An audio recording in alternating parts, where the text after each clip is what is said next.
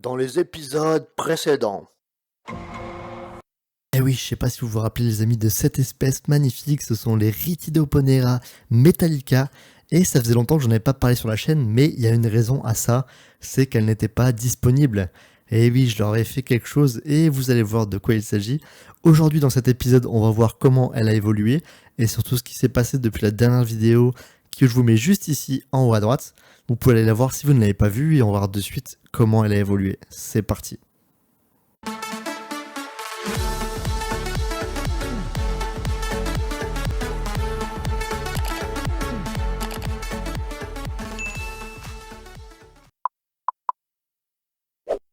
Like, partage, abonne-toi. Et rejoins-nous sur Discord. Alors en fait, voilà pourquoi elles n'étaient plus présentes sur la chaîne, c'est qu'en fait, elles étaient au frigo. Eh oui, en fait, j'avais remarqué que mes larves étaient bizarres, elles avaient un aspect un peu, comment dire, transparent, c'était un peu particulier, et la reine ne pondait plus. Donc j'ai trouvé ça un peu curieux, et en me renseignant un peu, j'ai découvert du coup que la diapause australe, donc en Australie, leur pays d'origine, c'était l'été chez nous. Donc ce que j'ai fait, c'est que je lui ai fait une diapause pendant tout l'été 2023, donc du mois de juin au mois de septembre, elle est restée dans mon frigo et on lui a fait une diapause pour le bien de cette fondation. Donc on a commencé par un petit 18 degrés et j'ai descendu progressivement chaque semaine pour atteindre une température de 15 degrés. Donc elle est restée à 15 degrés pendant 3 mois et je les ai sortis le 26 septembre 2023.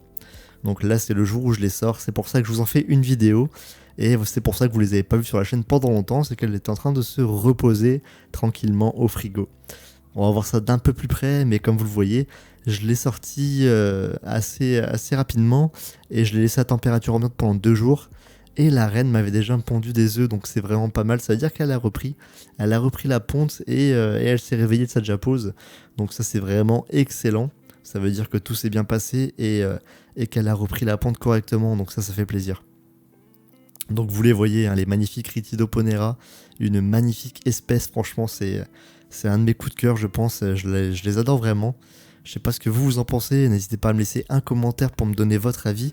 N'oubliez pas également de me laisser un gros pouce bleu, ça aide énormément la chaîne, et à vous abonner si ce n'est pas déjà fait. Vous remarquez ici hein, la grosse grappe d'œufs que j'ai eue par la reine. Ça c'est directement après qu'elle soit sortie de diapause. Donc elle m'a fait une belle grappe d'œufs, je dirais qu'il y a au moins une vingtaine d'œufs minimum. Donc ça fait extrêmement plaisir et ça annonce vraiment bien pour la suite de cette fondation. Donc vous les voyez, elles sont toujours aussi jolies et colorées, ces magnifiques Rhytidoponera metallica. Donc c'est pour ça voilà qu'on les avait pas vues sur la chaîne. Donc franchement quand je vois ce couvain, là les larves sont redevenues normales. Elles étaient vraiment complètement transparentes, elles avaient un aspect super bizarre, c'est pour ça que j'ai décidé de la mettre en diapause et voilà, à la base je devais la garder avec moi et lui faire une diapause en hiver, mais je trouvais ça urgent de lui faire au mois de juin parce que l'état du couvain était vraiment pas top. Vous le voyez, elles se portent plutôt bien, franchement ça a l'air d'aller, hein, elles sont pas trop perturbées de la sortie.